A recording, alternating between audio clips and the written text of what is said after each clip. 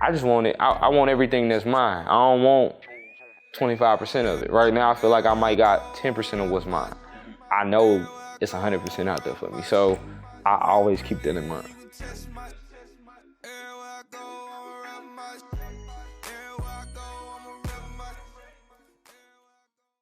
You progress from, like I said, being a kid, making the beats in the room, with MIDI keyboard, to actually being a writer, being, a DJ, being an artist. What does your typical day look like now as kind of this do-it-all musical presence?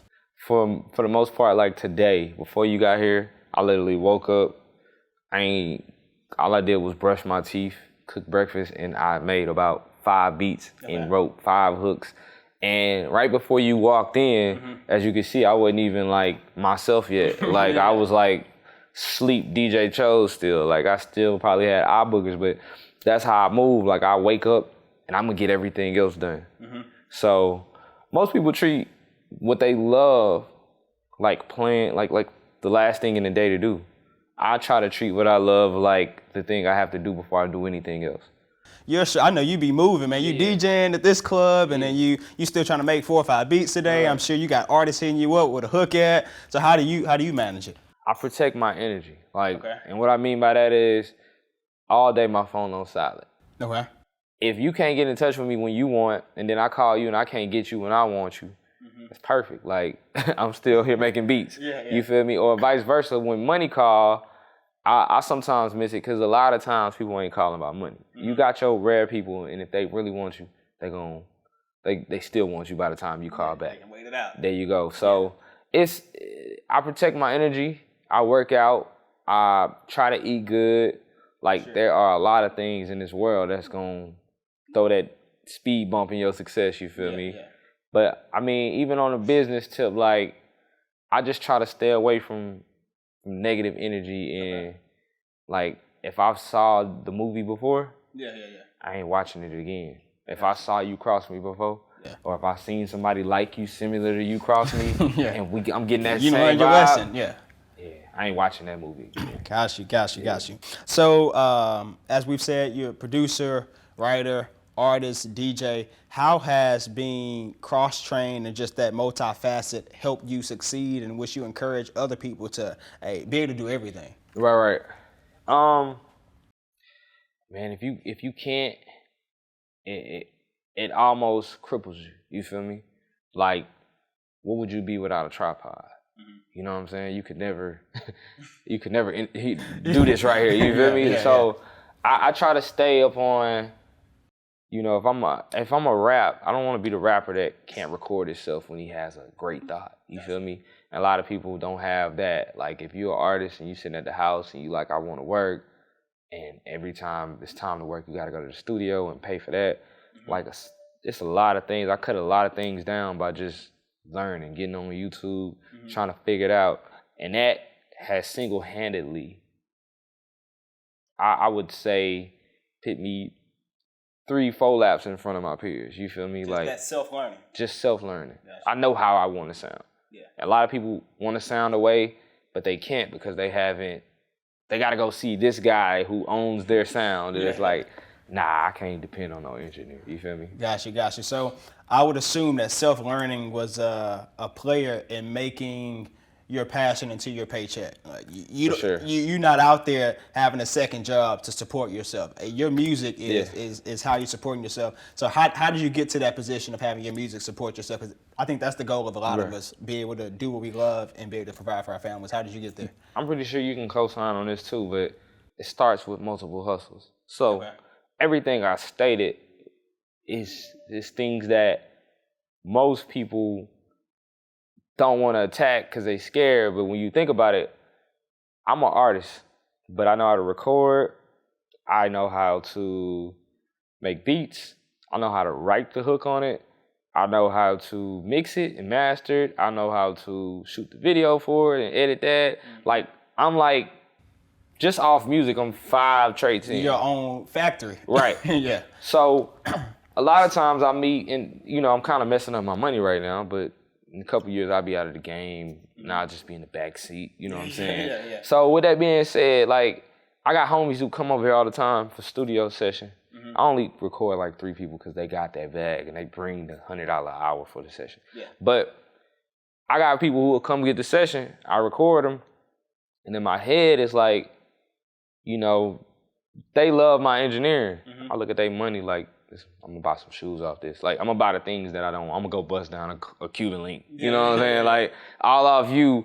So this has became, of course, my ASCAP and those type checks are how I live. But, you know, my other side of living, like the things I want, that's based off of like doing a session. You know, I run up some other money by shooting a music video, mix and mastering the song. Like, so I would advise anybody that loves something to learn the whole thing. You feel me? Like, I'm pretty sure you didn't do your first video and say, all right, I'm gonna send this to somebody to edit because I'm scared to learn Adobe. You know what I'm saying? Like, you take on everything in that field, and when you learn something, one of them is gonna be your slave, and you're gonna pimp it. So right now, I pimp beats.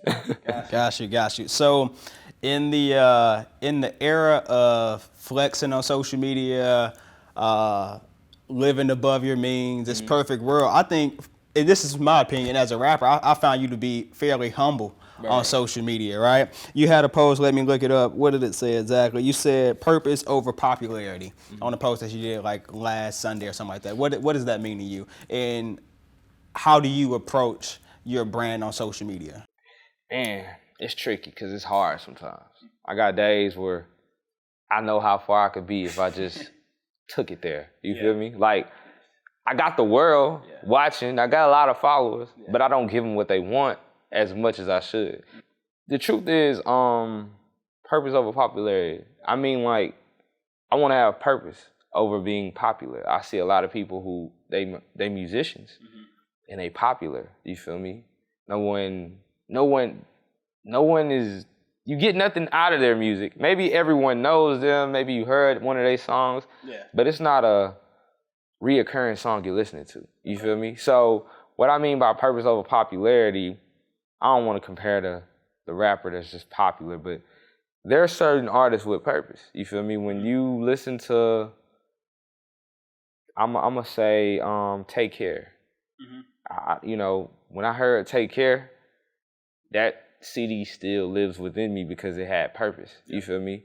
And then you got some projects that come out today from other artists that are just popular projects. It may be for the day. Like, I literally hear things on Apple Music now that I might play for that day. And I'm never revisiting that old CD. You feel me? So when I say purpose over popularity, I really want to be something remembered, sold into you, something that you circle back to. You feel me? Like, I feel like the things I make, you're going to go back to them. Time for that I did for Kevin Gates, it'll be listened to in 20 years. You know, even though Smoke, these are songs that they got that purpose. Even if they not the most popular song by that artist, it has a lot of purpose. You feel me? Yeah, got you. So last question about distractions. You actually kind of brought it up, so it's a good segue. But as being an artist, I mean, you always in the clubs, social media, 90,000 followers. I'm sure you got trolls. I'm sure you got fans. How are you able to stay focused on your purpose? I know you from a music standpoint, you want your music to live on. But even from being the country kid from Brookshire, I'm sure there's purpose in progressing your family forward. So how do you stay true to your purpose and block out those distractions?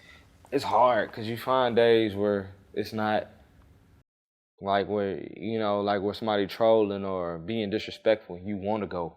Like, I was trained to go. I'm built that way. You feel me? Like, where we from, it was either V8. You feel me? So I sometimes gotta remind myself, like, hey, some of these people got nothing, and you gotta leave them where they are. Like, I can't argue with someone who's homeless. I'm not gonna go meet with somebody to fight that ain't got a car. Like, it's certain things that you just gotta. That level. Like, but I would just say for sure, like, I always tend to think about, a lot of times if I'm like tapped out on music, I think about when I was recording in my trailer, and like, and this is not a Hollywood trailer you're talking about. Nah, I'm talking about it. Yeah, man. Let them know this ain't no Hollywood trailer. This is a mobile home, like a real country mobile home. Like literally, I remember the first 5 months we stayed there, we ain't had no well, which means we ain't had no water. Like, people don't even understand. And I think about them days where my chick, one of my chicks would come over, but like our water was off, and I didn't know how to tell her, like, hey, you can't wash your hands, or like, I just didn't know how to say it. Yeah. So I think about them hard days like that, and I use that as motivation. Like, you can't, even though you pretty much at a point where you not going back there, you can't, it ain't even no letting up, because I got to make sure my kids don't go back there too. You feel me? So I just want it. I want everything that's mine. I don't want 25% of it. Right now, I feel like I might got 10% of what's mine. I know it's 100% out there for me. So I always keep that in mind. Yeah. Got you. So you did mention about going to PV, right? I think you're a business management major at PV. How do you think having a college degree has just helped you as a business person? Because obviously, I mean, you're a musician, but you also a businessman, right? Yeah, Jay-Z said, "I'm not a businessman, I'm a businessman." Right. So how did having that degree from a college institution help you be a better businessman? It changed my life, because certain things that I wouldn't understand, I kind of understand now.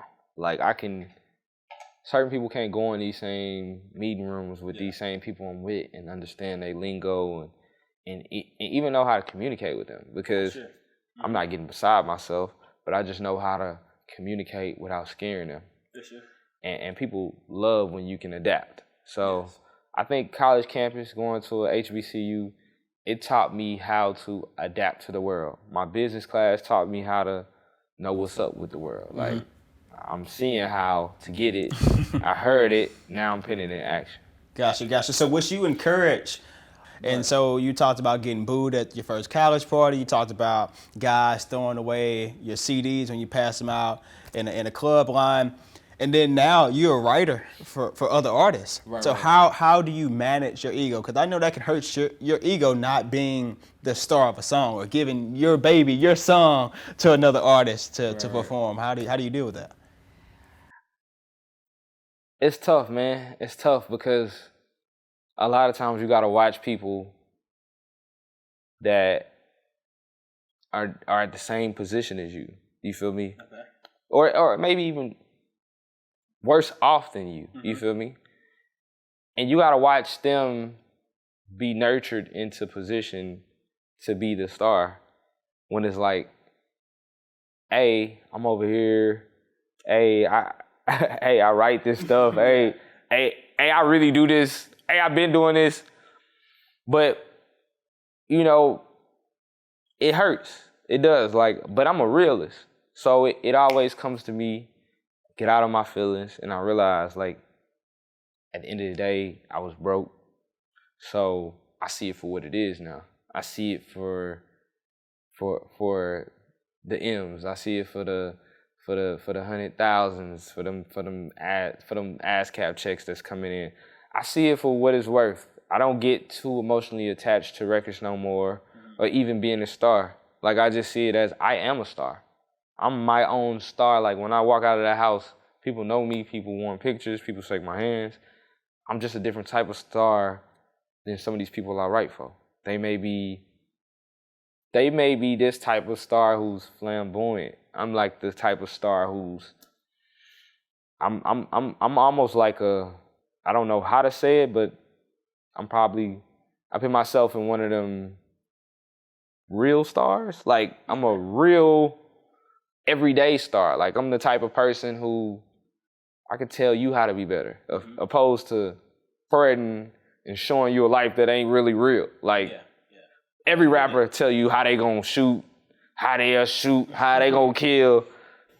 I'm me, you feel me? And I've learned that me is gonna get me a long way, whether it's as quick as I wanted to be or as slow, you know, I had to get up out of my feelings to get the bag. Yeah, you know the purpose is bigger than the ego. There you go. Purpose over popularity. There you go. Real, you can test my